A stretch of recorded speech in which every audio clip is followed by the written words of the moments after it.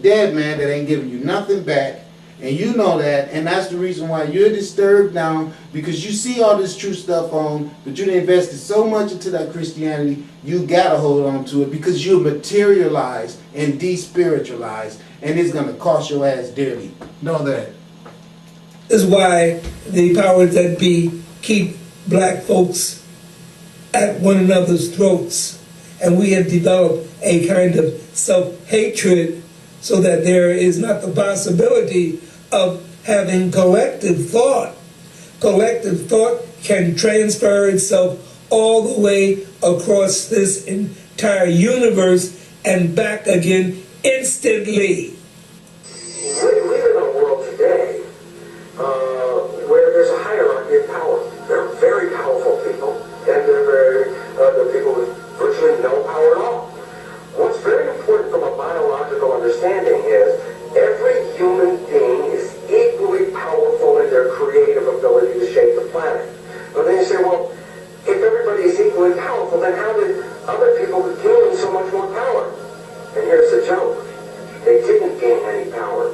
The reason they became more powerful is they took away the power from us. That's absolutely and right. the evolution that we're experiencing right now is to recover that power, because when the entire population is possessing such power, there's more of a likely better resolution and harmony than a world today where only few people are exercising that power. And I really look forward to that evolution. See, what he's saying and what I've been saying is that they took your power away. They didn't come up with any more power. We all still have power. The problem is you're not using yours because you're giving your power to their God. So their God is attaining all your power and not giving it back to you. That's the reason why you can have a black son and look at him as he ain't shit, because you're taught that by worshiping a white image of a man as a white man as your God. And you feel the same way about your child. But then that white man who stole all the commodities that own the building that you work at, he can sit there and try to play like he's God because he gave you a job. And a whole lot of other things too that I ain't going to try to go into, and I hope ain't the case. I really hope I'm wrong, but we all know how this world go. And so the bottom line is that now you think he's really God because he can give you a job and your man can't. Unless your man go out there and do something wrong that's left for him to do. Only way he could get money, something got to do something wrong, or be like me, just don't have money. Because I won't have money anyway going to work for them and work every day hard all week, and then when I get paid, just give it right back to their ass. I mean, come on, this stuff have to stop somewhere. Okay, it just have to stop somewhere. And so the bottom line is they don't have power. It's just that you use your power foolishly, which gives them an opportunity to take advantage of you. The way you take all that back is that you start exchanging want and need of each other with each other and eradicate the corporations. See, you don't have to run to the corner store and buy them expensive ass flowers and pay taxes to the government if everybody on the block grew their damn flowers and had the flower decorated right on the block. Decorate the flowers for the weddings. Let the cake maker make the cakes for the weddings. Then you shut all them greedy profit people out of the picture. And then all your love and concern of each other would just have to materialize again, the way the corporations made them dematerialize. It's really simple. Just think about it.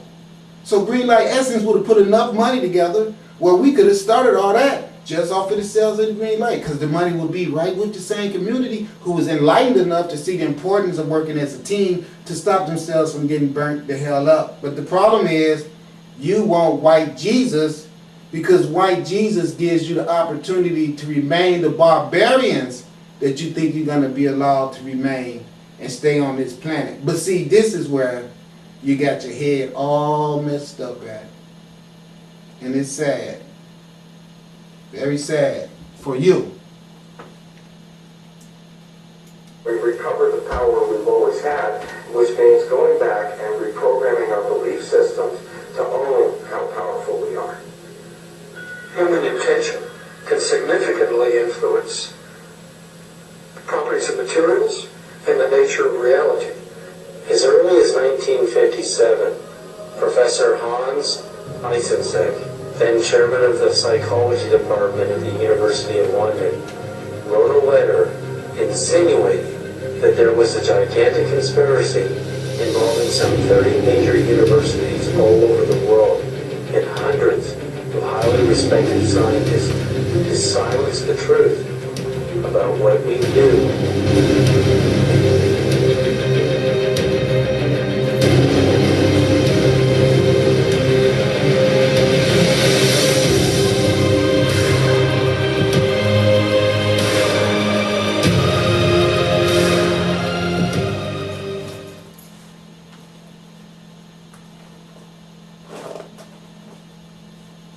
Reality.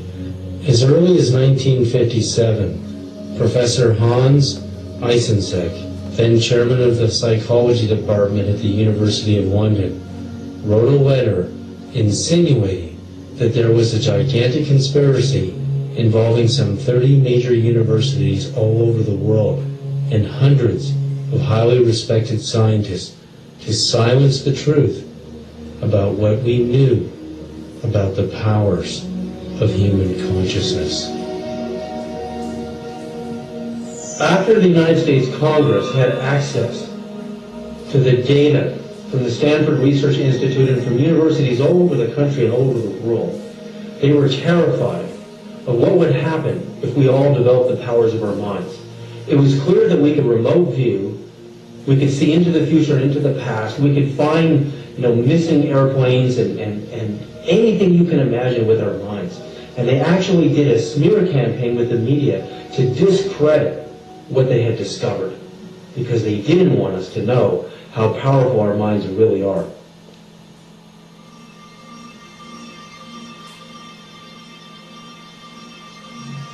What is the language of quantum communication?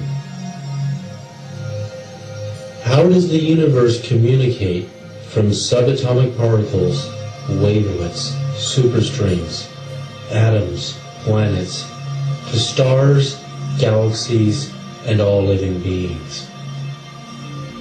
Is there a communicative symphony happening all the time that remains invisible to our current technology and awareness?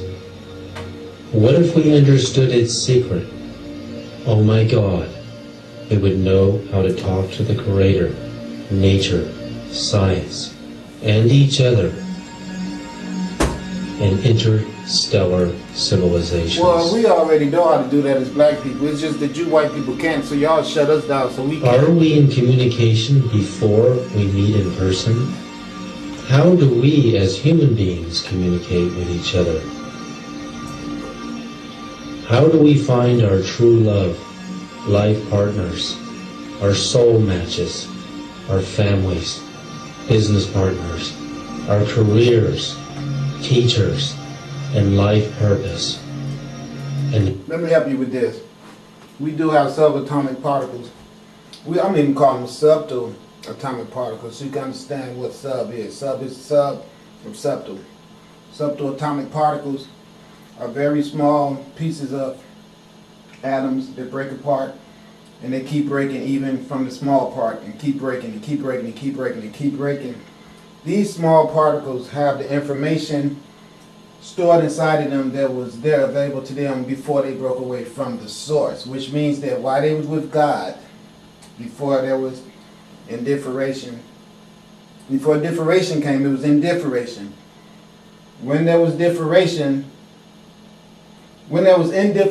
all of it was solid mass that was all locked in one wholeness of all pertainable knowledge. As all pertainable knowledge to that structure, or to that piece of materialism, to that atom. As the thing starts what you call decay because of it being unstable or whatever, I'm not going to try to track off. But we have decay in everything. Some decay could be considered normal decay, like someone aging. Most atoms divide themselves. Okay, hold on. I'm not trying to get into that because it's too complicated to remember. It's been so long since I went to school. But they're always dividing. And when they divide, they multiply and die. So you have a constant new replenishing of everything. But that's the reason why we have to consume things for the soma body, so we can replace the materialism that die and come out in the toilet. All right, subatomic particles are always in the air molecules. If you are very sensitive and know what to do with them, you can get information from them and know what a person is hiding in your backyard already.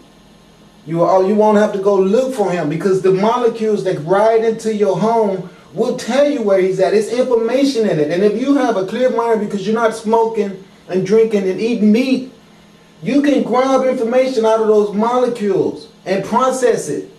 And they will tell you, he's in the garage. I know that. I do it all the time.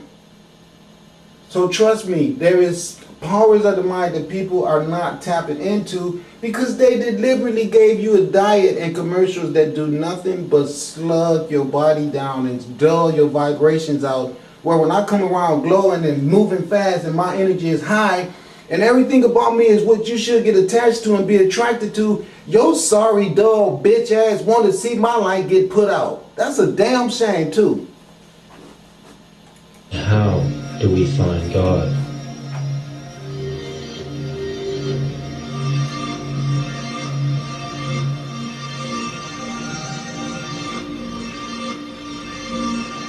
Hey, what's going on? I'm leaving you a message. I'm really starting to get worried that you haven't called me back.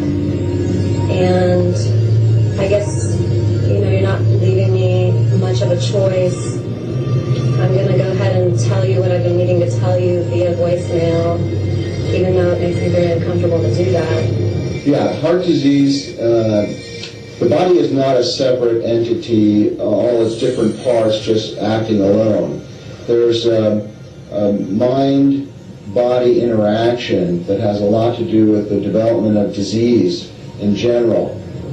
I just wanted to let you know that I can barely live without you. I was paralyzed a couple of days ago, and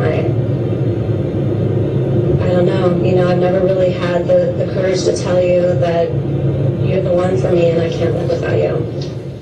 Stress on the brain will cause output of energy into the body that affects all your organs. It seems that some people have the propensity to discharge brain stress into various parts of their body. And certain people channel their distress into usually one place. It's really ironic. Some people get back pain from stress. Some people get chest pains from stress. Some people get ulcers from stress. Some people get upper neck and headaches from stress. This is all channeled energy and distress from the brain going to various parts of the body and manifesting as physical findings and signs from essentially brain stress being channeled elsewhere. Because the brain, I think, has only a certain capacity to hold on to nervous energy, then it has to discharge it into the body. So there's a definite mind-body connection. A lot of people channel their stress into their heart, and we know that stress and adrenaline that's produced by stress goes into the heart and can affect the heart in an adverse way that can create abnormal heart rhythms, spasm of the arteries of the heart, and clogging up of the arteries of the heart due to adrenaline causing platelets, which are the blood clotting material in the body, to coagulate. Adrenaline does all that. And in addition to spasm of the arteries. You see, the heart is an electrical organ. It produces by far the strongest source of bioelectricity in our body, up to 40 to 60 times stronger than the second most powerful source, which is the brain. This electrical energy travels through every single cell in our body and in a sense kind of binds the cells together. It's strong enough that it even can be detected outside the body, out into space, beyond the skin. It's not an aura that we're measuring when we do this.